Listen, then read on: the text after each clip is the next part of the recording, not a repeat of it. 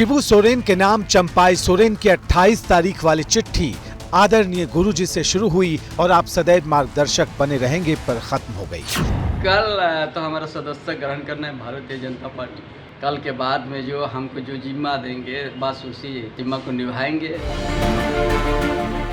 इसी के साथ चंपाई सोरेन का झारखंड मुक्ति मोर्चा से दशकों पुराना साथ एक ऐसे मोड़ पर आकर खत्म हुआ जहां अब जासूसी और हनी ट्रैप वाले इल्जामों के धमाके हो रहे हैं। अभी उस व्यक्ति के ऊपर जासूसी कर रहे हैं हेमंत सोरेन के वो पिता तुल्य है और उन्हीं की सरकार में उनके साथ कैबिनेट के मंत्री, उनके ऊपर उनको भरोसा नहीं है। और हम जानकारी तो यहाँ तक मिल रही है कि हनी ट्रैप की भी कोई तैयारी थी। इस प्रकार से सरकार के जो खुफिया विभाग के लोग होते हैं वो अपने स्तर से इस बात को पता करते रहते हैं कि हमारे जो मंत्री हैं वो कहीं ट्रैप में तो नहीं फंस गए हैं, कहीं मुश्किल में तो नहीं है।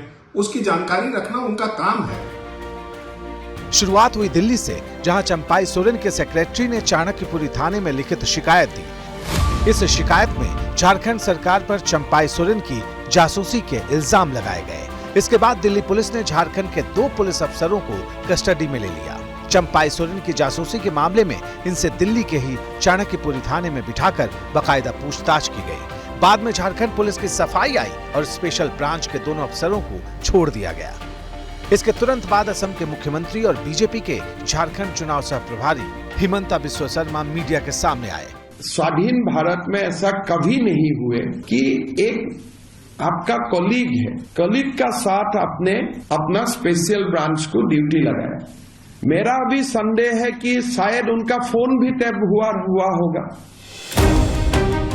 हिमंता बिस्वा शर्मा ने सिर्फ जासूसी की बात की थी, लेकिन राजनीति में मुद्दों को विस्तार पाते देर नहीं लगती। इल्जामों की फहरिस्त में हनी ट्रैप भी जुड़ गया और बीजेपी हेमंत सोरेन से कह रही है कि पिता तुल्य को तो बख्श देते। यहाँ हनी ट्रैप की भी साजिश से इनकार नहीं किया जा सकता है। तो हद कर दी हेमंत सोरेन जी आपने। चंपाई सोरेन जी उनकी अब जासूसी करवा रहे थे। इल्जाम संगीन थे। जवाब देने के लिए सामने आई झारखंड मुक्ति मोर्चा ने दलील दी कि पुलिस वाले चंपाई की जासूसी नहीं कर रहे थे, सिक्योरिटी दे रहे थे। सुरक्षा के दृष्टिकोण से 2 पदाधिकारियों को भेजा गया था, तो इसमें कहीं कोई छुपाने वाली बात भी नहीं है। भारतीय जनता पार्टी बहुत गंदी राजनीति कर रही है। एक तो राज्य सरकार के मंत्री को ट्रैप करके इधर उधर लेकर घूम रही है, दूसरा उल्टे राज्य सरकार पे आरोप लगाती कि हनी ट्रैप का मामला था। 30 अगस्त को बीजेपी में शामिल होने की तैयारी कर चुके चंपाई सोरेन संथाल आदिवासी समुदाय के बड़े नेता हैं। वो झारखंड के जिस कोल्हान इलाके से आते हैं, वहाँ बड़ी सियासी ताकत के तौर पर पहचान रखते हैं। For exclusive and insightful videos, subscribe to our new channel ABP Live Premium.